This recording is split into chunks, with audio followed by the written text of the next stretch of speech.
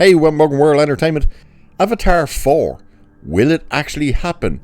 Now, this is a question that's been asked since Fire and Ash somewhat, as they like to say, underperformed at the box office. That is insane to me, that a movie that made over $1.5 billion at the box office is being looked at as a underperforming movie, simply because the other two made over $2 billion. But of course, this was the third movie in that story. But by the way people were looking at it, it underperformed and it wasn't as well received and yada yada yada. However, the indication is leaning towards Avatar 4 is going to be happening. However, they have now said that it will be a wholly different story. It will feature a time jump if James Cameron returns the helmet, because that's still a question. I have no doubt he probably will. But they've also, and this time they've made it crystal clear, you've got to get the runtime down. So let's have a look at this, because that is one of the biggest issues with these movies, is those runtimes. That they've just kept increasing and increasing. And clearly that has an effect, because the longer a movie is, the less showings of it you can have. And the less likely you're going to convince people to sit there in the dark for 3.5 hours. You know, you're really kind of pushing it. So it says here, anyway, there was a time when filmmaker James Cameron's 5-movie plan for the Avatar franchise seemed a sure thing. What 5-movie plan? He had like 8-movie plan. So after all, the 4th and 5th installments have been dated for 2029 and 2031 for a while now. However, things changed when Avatar Fire and Ash only grossed $1.4 billion worldwide. That's insane. Following the runaway success of Avatar with $2.9 billion and Avatar The Way of Water with $2.3 billion, Disney was concerned with the trequel's performance and is now looking for Cameron to make his sequel cheaper and shorter. Whether he's on board with that is another matter. Now, he's even said that, yeah, they need to try and get it to be made for a bit less money and shorter. Now, here's the thing. The reason that 2 and 3's budget ballooned was twofold. Number one, they shot them back to back, basically. But 2, COVID happened. And they were delayed in multiple different areas. So that ran up the cost. Very same with Dead Reckoning and Dead Reckoning, or the Final Reckoning, which originally was Dead Reckoning Part 2, was that their budget absolutely ballooned because COVID happened. And they kept getting delayed and stuff like that. And they were shot back to back. Exact same thing here. But yes, you do need to try and bring a budget down. Why wouldn't you? You've got the technology there anyway to get all the stuff made quite simple. So it's not like you have to keep investing massively, one would think anyway. But then you're also looking at the runtime. You absolutely got to get that runtime down. You know, people aren't going to be willing to constantly go and sit there for 3 hours and over 3 hours. They're very much going to want to say, just in, out, 2 hours, 2.5 maximum, leave it at that. So it says the direct recently caught up with Tuck actress Trinity Jolie Bliss, who revealed how much of Avatar 4 she's already filmed. Bliss also confirmed reports that a time jump is planned for the sci-fi series following the Navi's latest victory over the RDA.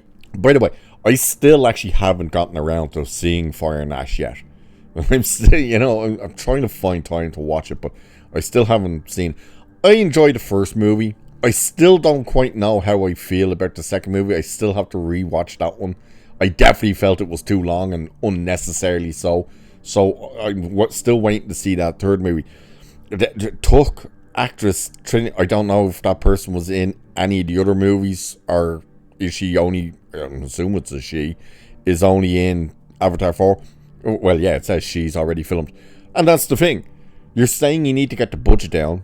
You need to get James Cameron back on board. You need to make this blah, blah, blah. You already said she's already filmed some stuff for it. And that's the other thing. They were meant to have been doing 2, 3, and 4 all back to back. So I don't understand what way that is, but this is what she said anyway. We filmed like a first little section of it, and that's before this epic time jump, which is going to really expand this story from the characters' plans, ecosystems of Pandora. We barely touched the tip of the iceberg for what we know about this world and these characters and how deep they can go. So I really hope we get to continue it.